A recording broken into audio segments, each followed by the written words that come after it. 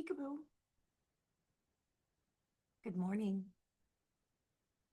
Hey, everyone in the whole entire world that's cool, still possesses a human heart, who still believes in true love, who hasn't succumbed to the mental programming, which is so expertly executed daily all around us. It got so much worse with the Patriot Act. I knew the Patriot Act was big. I didn't know just how. I know somebody out there can dig it. So, world, all ye who are desensitized, do you have a really cataloging type memory that's like really accurate and really detail oriented and really photographic? That's cool.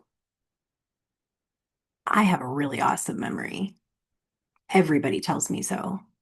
And sometimes I surprise myself, but I also know about the unreliability of the human mind and how each time a memory is brought up in the mind, it changes a little bit. I know all about that. I know all about that, Sir Commander Greg Hartley, the one and only Greg Hartley. I love the behavior panel. I'm still trying to talk to y'all. I know I seem like a crazy bitch. And low key, I am, but it's good. I don't know. Someday somebody will get it. I'm just going to keep being myself. I know what the fuck I'm made of. I know who the fuck I am. I know where the fuck I'm going too. I really do.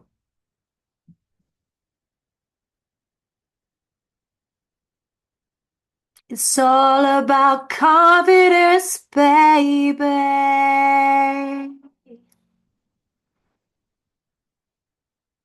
Hard-won confidence. Clawing my way to confidence. Okay, so there was so much crime. There was so much crime that surrounded me this summer of 2006. So much crime. My home was burglarized. My digital camera was stolen. My car was like taken for a little joyride and found by the police with the engine still running.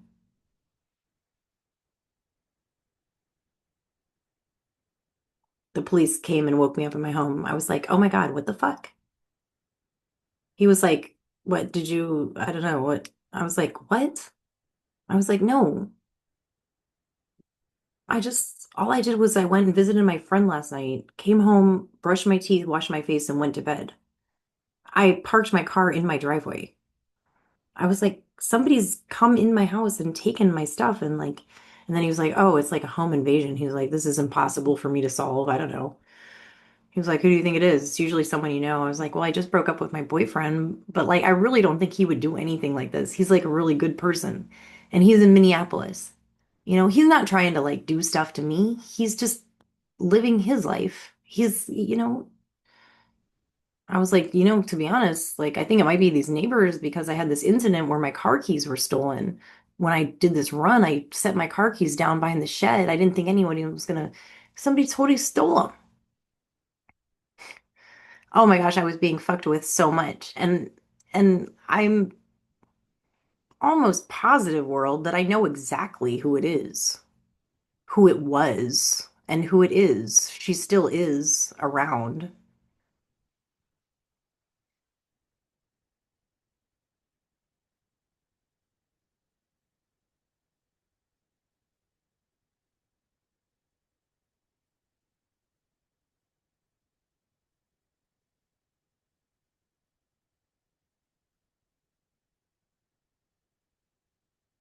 I remember like going up. to Harvey Street in Ely, Minnesota, and just being emotionally abused. Like for some reason, like the person that was homeschooled, that was like a fundamentalist Christian and was like being your little mommy's helper, which why do you need that? That person is like so much more important than me, according to my mother. My mother is just like so jazzed and excited about that person, wants to tell me all about that person, doesn't want anything. And like, oh, like, I don't know, saying I was infantile because I wanted to sit on her lap, telling me I was smelly and I wasn't allowed to go on a helicopter ride. I just wanted to get out of there. It's just awful. It's just awful. It's just like, why hang out with a bunch of people that are just hateful towards me? It's so lame. I'm not doing anything. I'm not being hateful to y'all at all.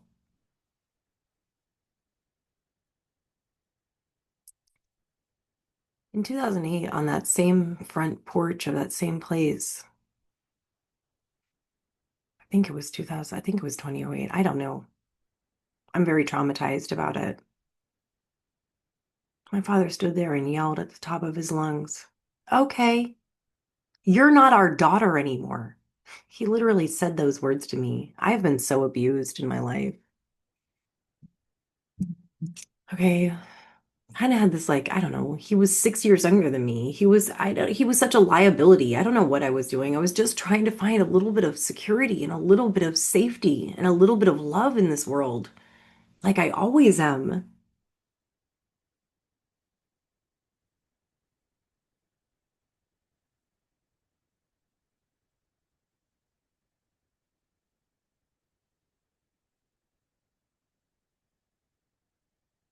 My cat died of like thrombosis. Like I found him and he was like paralyzed from the waist down. I had to take him and get him euthanized, and it was like really super sad because I had just broken up with my boyfriend too, and it was like a lot of loss. And I was just so alone. And it's so cruel, Emily, that you talk to me so much about my paranoia. You were all up in my life, weren't you?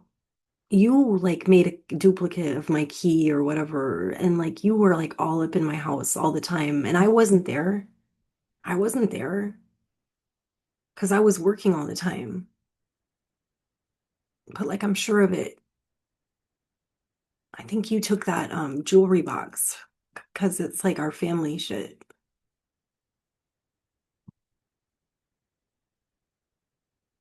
That is so crazy. I had this back porch. It was a pretty cool back porch, and I would go sit out there, and it was so nice in the summertime. It was really cool. And like a couple times, like I had like little boyfriend and like drinking champagne and stuff, and just like talking and having so much fun, singing, hanging out, smoking ciggies, drinking champagne, shit like that. Smoking herb, maybe. Okay, like at some point, I filmed this. I don't know what happened. At some point, like I realized that like underneath, there's like a little like crawl space and like a little storage space underneath my whole porch. Somebody's put like a lawn chair there, right underneath where I'm sitting and having my little fun time at night, my social time. And there's like all these Newport cigarette butts. I went and sat there. I went and sat there.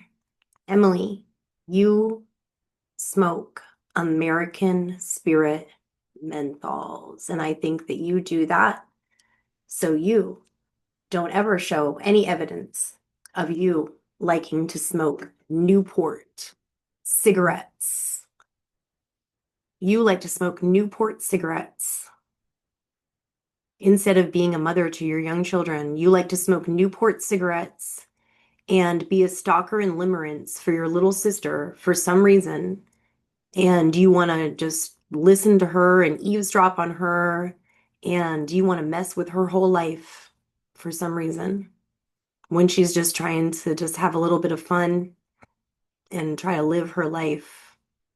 You want to just like smoke Newport cigarettes under her porch like a fucking weirdo. Instead of being like, hey, you want to hang out sometime or something? You want to smoke Newport cigarettes under her porch and eavesdrop on her. Maybe. I don't know. The police officer was like, I don't know, maybe it's just a kid who's like not really welcome at home and just found this spot and is just like here. I'm like, maybe, maybe, maybe not. Perhaps, perhaps not. Okay. That's my fun story of possibly my whole fascination with psychopaths and true crime and me and like the stalker limerence and how it's like, all of my stuff, how it's really kind of like made my sister like kind of like run away from me in extreme fear and panic and do a lot of shit to try to stop me from speaking out. I just think it's indicative of something great. She becomes a god. Instead of a monster, she becomes a god. So instead of the monster of Frankenstein running off into the wilderness and the ice flows in the dead of winter, never to be seen, never more again, she becomes somebody in society that society can count on. She becomes a doctor. She becomes a god. I don't know if it's great, but it sure fits into the patriarchy, doesn't it? Sure does. She's a goddess and she became a god because that's how it's got to be.